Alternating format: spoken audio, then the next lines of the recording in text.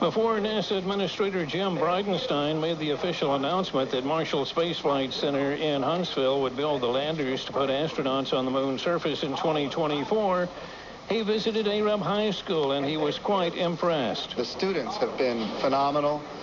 We got to participate in watching them operate a very impressive robot that they use in the first robotics competition. And not only that, but this is a robot that they actually did very, very well with, went to the World Championships in Houston, Texas, and did very well at the World Championships. And so this high school really has some amazing teachers and amazing students that have put together some very impressive robotic capabilities. Here at this high school, we met students whose parents work at the Marshall Space Flight Center.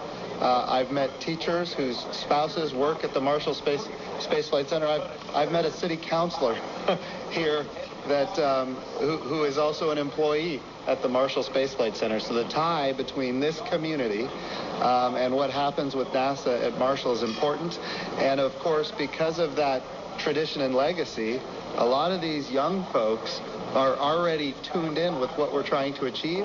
They want to be a part of it, and hoping that we can inspire them to consider that path going forward. Congressman Robert Adderholt was on hand Friday as well and worked to bring Bridenstine to Arab. Well, let me first of all say it's an honor to have the administrator for NASA here in Arab and here in Marshall County.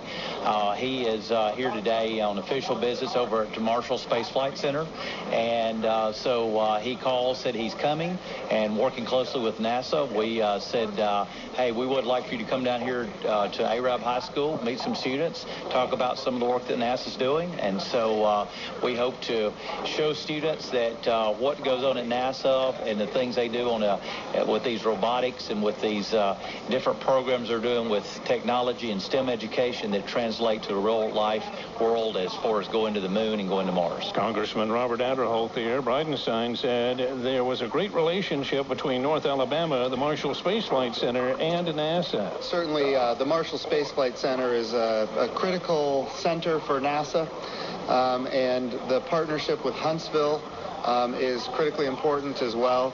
And Representative Adderholt has been a good friend for a long time. He's the ranking member on the Commerce, Justice, Science, Appropriations Committee, which of course is the committee responsible for funding NASA.